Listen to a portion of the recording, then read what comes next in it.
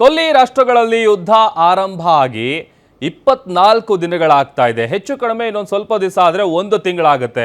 ಅತ್ತ Israel America ಜಂಟಿಯಾಗಿ Iran ವಿರುದ್ಧ ಮುಗಿ ಬೀಳ್ತಾ ಇದೆ. ಇರಾನ್ ಕೂಡ ಪ್ರತಿರೋಧವನ್ನ ಓಡ್ತಾ ಇದೆ. ಜೊತೆಗೆ ಈ ಇತ್ತೀಚಿನ ದಿನಗಳಲ್ಲಿ ಆಗ್ತಾ ಇರುವಂತಹ ಒಂದಷ್ಟು ಬೆಳವಣಿಗೆಗಳನ್ನ ಗಮನಿಸ್ತಾ ಇದ್ರೆ ವಾರ್ ಇನ್ನ ಎಷ್ಟು ದಿನ ಮುಂದುವರಿಯುತ್ತೆ?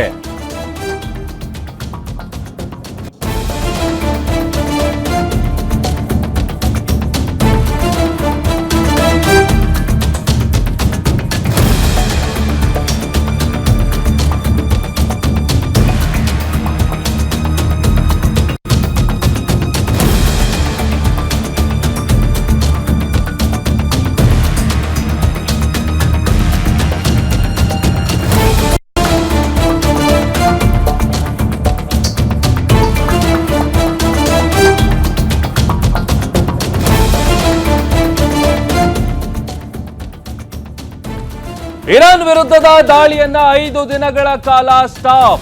ಇರಾನ್ ವಾರ್ ಅನ್ನ ನಿಲ್ಲಿಸೋಕೆ ಮುಂದಾದ್ರ ಅಮೆರಿಕ ಅಧ್ಯಕ್ಷ ಡೊನಾಲ್ಡ್ ಟ್ರಂಪ್.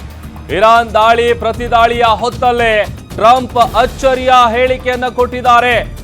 ಇರಾನ್ ವಿರುದ್ಧದ ಅಮೆರಿಕ ಇಸ್ರೇಲ್ ದಾಳಿ 5 ದಿನಗಳ ಕಾಲ ಸ್ಟಾಪ್ ಆಗಲಿದೆ. ಏಕಾಏಕಿ ಇರಾನ್ ಮೇಲಿನ ಎಲ್ಲಾ ದಾಳಿಯನ್ನ ಮುಂದೂಡಿಕೆ ಮಾಡೋದಕ್ಕೆ ಘೋಷಿಸಲಾಗಿದೆ. ಇರಾನ್ ಜೊತೆ ಅಮೆರಿಕ ಶಾಂತಿ ಮಾತುಕತೆಯನ್ನ ಟ್ರಂಪ್ ಖಚಿತಪಡಿಸಿದ್ದಾರೆ. ಈ ಕುರಿತಾಗಿ ಟ್ರೂತ್ ಸೋಷಿಯಲ್ನಲ್ಲಿ ಅಮೆರಿಕ ಅಧ್ಯಕ್ಷರ ಪೋಸ್ಟ್ ಶೇರ್ ಮಾಡಲಾಗಿದೆ. ಹರ್ಮೋಜ್ ಜಲಸಂಧಿಯನ್ನ ಮತ್ತೆ ಓಪನ್ ಮಾಡಿಸ್ತಾರಾ ಹಾಗಾದ್ರೆ ಡೊನಾಲ್ಡ್ ಟ್ರಂಪ್? 5 ದಿನಗಳ ಕದನ ವಿರಾಮದಿಂದ ಶಾಶ್ವತವಾಗಿ ಯುದ್ಧ ನಿಲ್ಲುತ್ತಾ ಅನ್ನುವಂತಹ ಪ್ರಶ್ನೆ ಈಗಷ್ಟೇ ಹೇಳ್ತಾ ಇದೆ. ಈಗ ಆಲ್ರೆಡಿ ಯುದ್ಧ ಆರಂಭ ಆಗಿ ಹೆಚ್ಚು ಕಡಿಮೆ 24 ದಿನ ಆಗ್ತಾ ಇದೆ. 24ನೇ ದಿನವೂ ಕೂಡ ಯುದ್ಧ ಮುಂದುವರಿತಾ ಇತ್ತು. ಬಟ್ ಈಗ 5 ದಿನಗಳ ಕದನ ವಿರಾಮದಿಂದಾಗಿ ಶಾಶ್ವತವಾಗಿ ಈ ಯುದ್ಧ ಸ್ಟಾಪ್ ಆಗತ್ತಾ? ಜೊತೆಗೆ ಹರ್ಮೋಜ್ ಜಲಸಂಧಿಯನ್ನ ಮತ್ತೆ ಓಪನ್ ಮಾಡಿಸ್ತಾರಾ ಟ್ರಂಪ್?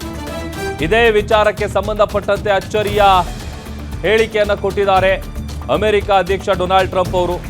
ಇರಾನ್ ಜೊತೆ ಅಮೆರಿಕ ಶಾಂತಿ ಮಾತುಕತೆಯನ್ನ ಖಚಿತಪಡಿಸಿದ್ದಾರೆ ಟ್ರಂಪ್. ಈ ಕುರಿತಾಗಿ ಟ್ರೂತ್ ಸೋಷಿಯಲ್ನಲ್ಲಿ ಅಮೆರಿಕ ಅಧ್ಯಕ್ಷರು ಪೋಸ್ಟ್ ಅನ್ನ ಹಾಕಿದ್ದಾರೆ. ಅಲ್ಲಿಗೆ ಹರ್ಮೋಜ್ ಜಲಸಂಧಿಯನ್ನ ಬಂದ್ ಮಾಡಿರುವಂತಹ ಕಾರಣಕ್ಕಾಗಿ ಅದರ ಎಫೆಕ್ಟ್ ಎಷ್ಟರ ಮಟ್ಟಿಗಿದೆ ಅಂತೇಳಿ ಪ್ರತಿದಿನ ಗಮನಿಸ್ತಾ ಇದ್ದೀವಿ. ಆ ಹರ್ಮೋಜ್ ಜಲಸಂಧಿಯನ್ನ ಮತ್ತೆ ಓಪನ್ ಮಾಡಿಸ್ತಾರ ಟ್ರಂಪ್.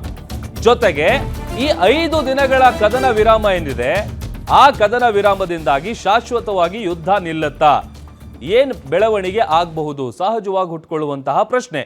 ಈಗ ಆಲ್ರೆಡಿ ಕೊಲ್ಲಿ ರಾಷ್ಟ್ರದಲ್ಲಿ ನಡೀತಾ ಇರುವಂತಹ ಯುದ್ಧದ ಪರಿಣಾಮವಾಗಿ ಸಾಕಷ್ಟು ತೊಂದರೆಗೆ ಒಳಗಾಗ್ತಾ ಇದ್ದಾರೆ. ಜೊತೆಗೆ ಗ್ಯಾಸ್ ಎಮರ್ಜೆನ್ಸಿ, ಯಾಕೆಂತಂದ್ರೆ ಈ ಹರ್ಮೋಜ್ ಜಲಸಂಧಿಯಿಂದ ಬರುವಂತಹ ಕಚ್ಚಾ ತೈಲ ಏನಿದೆ, ಜೊತೆಗೆ LPG ಈ ಎಲ್ಲವನ್ನು ಕೂಡ ಆಮದು ಮಾಡಿಕೊಳ್ಳುವಂತಹ ದೇಶಗಳಿಗೆ ಈಗ ಆಲ್ರೆಡಿ ಸಮಸ್ಯೆ ದೊಡ್ಡ ಮಟ್ಟದಲ್ಲಿ ಶುರುವಾಗಿದೆ. ಅದನ್ನ ನಿಭಾಯಿಸೋದಕ್ಕೆ ಆ ದೇಶದ ಸರ್ಕಾರಗಳು ಹರಸಾಹಸವನ್ನ ಪಡ್ತಾ ಇದೆ. ಮತ್ತೊಂದು ಕಡೆ ಈಗ ಅವರು ಮಾಡಿರುವಂತಹ ಪೋಸ್ಟ್ ಏನಿದೆ ಆ ಪೋಸ್ಟ್ ಅನ್ನು ಕೂಡ ನಾವು ಸ್ಕ್ರೀನ್ ಮೇಲೆ ಗಮನಿಸ್ತಾ ಇದ್ದೀವಿ. ಎಲ್ಲಾ ದಾಳಿಯನ್ನ ಮುಂದೂಡಿಕೆ ಮಾಡೋದಕ್ಕೆ ಸಂಬಂಧಪಟ್ಟಂತೆ ಘೋಷಣೆಯನ್ನ ಮಾಡಲಾಗಿದೆ. ಅಂದ್ರೆ 5 ದಿನಗಳ ಕಾಲ ಕದನ ವಿರಾಮ. ಈ ಕದನ ವಿರಾಮದಿಂದಾಗಿ ಮುಂಬರುವಂತ ದಿನಗಳಲ್ಲಿ 5 ದಿನ ಆದಮೇಲೆ ಬಹುಶಃ ಯುದ್ಧ ಸ್ಟಾಪ್ ಆಗತ್ತಾ ಇಲ್ವಾ ಅನ್ನುವಂತಹ ಪ್ರಶ್ನೆ ಒಂದ್ ಕಡೆ ಆದ್ರೆ, ಮತ್ತೊಂದು ಕಡೆ ಅಧಿಕೃತವಾಗಿ ಶಾಂತಿ ಜಪವನ್ನ ಪಠಿಸೋದಕ್ಕೆ ಅಮೆರಿಕ ಅಧ್ಯಕ್ಷರು ಮುಂದಾದ್ರ? ಮತ್ತೊಂದು ಕಡೆ ಈ ಹರ್ಮೋಜ್ ಜಲಸಂಧಿಯನ್ನ ಮತ್ತೆ ಓಪನ್ ಮಾಡಿಸ್ತಾರಾ? ತೈಲ ಮತ್ತೆ LPG ಬೆಲೆ ಏರಿಕೆಯನ್ನ ತಡೆಯೋದಕ್ಕೆ ಯುದ್ಧದಿಂದ ಯೂ ಟರ್ನ್ ಆಯ್ದು. ಇಸ್ರೇಲ್ ದೇಶದ ದಾಳಿಯನ್ನ ನಿಲ್ಲಿಸೋಕೆ ನೆತನ್ಯಾಹು ಮನವೊಲಿಸ್ತಾರಾ ಟ್ರಂಪ್? ಕೊಲ್ಲಿ ರಾಷ್ಟ್ರಗಳಿಗೆ ಹಾಗೂ ಭಾರತ ಚೀನಾಗೆ ರಿಲೀಫ್ ಅನ್ನ ಕೊಟ್ಟಿದೆ ಟ್ರಂಪ್ ಅವರ ಈ ಸ್ಟೇಟ್ಮೆಂಟ್. ಇರಾನ್ ವಿರುದ್ಧ ಯುದ್ಧ ನಿಲ್ಲಿಸಿ ಶರಣಾಯ್ತಾ ದೊಡ್ಡಣ್ಣ ಅಮೆರಿಕ? ಹಾಗಾದ್ರೆ ಹರ್ಮೋಜ್ ಜಲಸಂಧಿಯ ವಿಚಾರಕ್ಕೆ ಸಂಬಂಧಪಟ್ಟಂತೆ ಯುದ್ಧವನ್ನ ನಿಲ್ಲಿಸಿ ಶರಣಾಗತಿಯ ಸೂಚನೆನಾ ಇದು? ಯಾವ ರೀತಿಯಾದಂಥ ಸ್ಟೇಟ್ಮೆಂಟ್ ಇದು? ಜೊತೆಗೆ ಈ ಒಂದು ಸ್ಟೇಟ್ಮೆಂಟಿಂದಾಗಿ ಸದ್ಯ ಈ ಏನು ಸಮಸ್ಯೆಗಳು ತಲೆದೂರಿದಾವೆ ಅದೆಲ್ಲ ಕಡಿಮೆ ಆಗಬಹುದಾ ಅನ್ನುವಂತಹ ನಾನಾ ಪ್ರಶ್ನೆಗಳು ಕಾಡ್ತಾ ಇದೆ.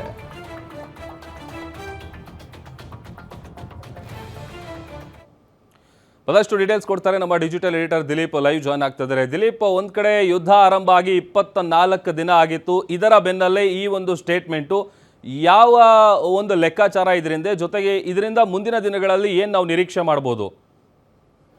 ಪ್ರಭು, ಏನೊಂದು ಯುದ್ಧ ಆರಂಭ ಆಗಿ 24 ದಿನ ಆಗಿರೋಂಥ ಸಮಯದಲ್ಲೇ ಡೊನಾಲ್ಡ್ ಟ್ರಂಪ್ ನೀಡಿರುವಂಥ ಈ ಹೇಳಿಕೆ ನಿಜಕ್ಕೂ ಅಚ್ಚರಿ ಮೂಡಿಸಿದೆ. ಯಾಕೆಂದರೆ ಇದು ಡೊನಾಲ್ಡ್ ಟ್ರಂಪ್ ಅವರು ಏಕಪಕ್ಷೀಯವಾಗಿ ನೀಡಿರೋ ಹೇಳಿಕೆ ರೀತಿ ಕಂಡು ಬರ್ತಿದೆ, ಅದು ಕೂಡ ಟ್ರೂತ್ ಸೋಷಿಯಲ್ನಲ್ಲಿ. ಯಾವುದೇ ದೇಶದ ಒಂದು ಯುದ್ಧ ಇದ್ದಂಥ ಸಂದರ್ಭದಲ್ಲಿ ಅದಕ್ಕೆ ಯಾವುದೇ ದೇಶದ ಮುಖ್ಯಸ್ಥ ಸೋಷಿಯಲ್ ಮೀಡಿಯಾದಲ್ಲಿ ಆನ್ಸರ್ ಮಾಡೋದಿಲ್ಲ. ಆದರೆ ಈ ಒಂದು ಯುದ್ಧಕ್ಕೆ ಸಂಬಂಧಪಟ್ಟಂಗೆ ಅಮೆರಿಕ ಅಧ್ಯಕ್ಷ ಡೊನಾಲ್ಡ್ ಟ್ರಂಪ್ ಅವರು ಸೋಷಿಯಲ್ ಮೀಡಿಯಾದಲ್ಲೇನೋ ಆನ್ಸರ್ ಮಾಡಿದ್ದಾರೆ. ಆದರೆ ಇರಾನ್ ದೇಶದ ಮುಖ್ಯಸ್ಥರು ಈ ಬಗ್ಗೆ ಇದುವರೆಗೂ ಯಾವುದೇ ಪ್ರತಿಕ್ರಿಯೆ ನೀಡಿಲ್ಲ. ಇಲ್ಲಿ ಮುಖ್ಯವಾಗಿ ಗಮನಿಸಬೇಕಾಗಿರೋ ಸಂಗತಿ ಇದು. ಜೊತೆಗೆ ಇಸ್ರೇಲ್ ದೇಶವನ್ನು ಮನವೊಲಿಸಿದಾರಾ, ಇಸ್ರೇಲ್ ದೇಶವನ್ನು ತಮ್ಮ ಒಂದು ಬೆಂಬಲಕ್ಕೆ ತಗೊಂಡಿದ್ದಾರೆ ಡೊನಾಲ್ಡ್ ಟ್ರಂಪ್ ಗೊತ್ತಿಲ್ಲ. ಯಾಕೆಂದರೆ ಇಸ್ರೇಲ್ ಪ್ರಧಾನಿ ನೆತನ್ಯಾಹು ಆಗಲಿ ಅಥವಾ ಅವರ ಸರ್ಕಾರದ ವಕ್ತಾರರಾಗಲಿ ಯಾವುದೇ ರೀತಿಯಾದಂತಹ ಒಂದು ಮಾಹಿತಿಯನ್ನು ನೀಡಿಲ್ಲ. ಸಾಮಾನ್ಯವಾಗಿ ಯಾವುದೇ ಎರಡು ದೇಶಗಳ ಮಧ್ಯೆ ಕದನ ವಿರಾಮ ಪ್ರಸ್ತಾಪ ಬಂದಾಗ ಅದಕ್ಕೆ DGMOಗಳೇನಿರ್ತಾರೆ, ಆ ದೇಶದ director general of military operations, ಅವ್ರ ಕಡೆಯಿಂದ ಅಧಿಕೃತವಾಗಿ ಮಾಹಿತಿ ಬರಬೇಕು. ಆದರೆ ಇಲ್ಲಿ ಅಧಿಕೃತವಾಗಿ ಮಾಹಿತಿ ಬಂದಿರೋದು ಡೊನಾಲ್ಡ್ ಟ್ರಂಪ್ ಅವರಿಂದ. ಹಾಗಾಗಿ ಇದನ್ನು 5 ದಿನಗಳ ಕದನ ವಿರಾಮನ ಅಮೇರಿಕ ಏಕಪಕ್ಷೀಯವಾಗಿ ಘೋಷಣೆ ಮಾಡಿದೆಯಾ ಅಂತ ಪ್ರಶ್ನೆ ಬಂದಿದೆ. ಜೊತೆಗೆ ಒಂದು ವೇಳೆ ಏನಾದರೂ ಇರಾನ್ ಹೌದು ಅಮೆರಿಕ ಅಧ್ಯಕ್ಷರ ಪ್ರಸ್ತಾಪವನ್ನು ನಾವು ಒಪ್ಪಿದ್ದೀವಿ ಅನ್ನೋದೇ ಆದರೆ ಈ ಒಂದು ಕದನ ವಿರಾಮ ಅಧಿಕೃತವಾಗಿ ಜಾರಿಗೆ ಬರುತ್ತೆ.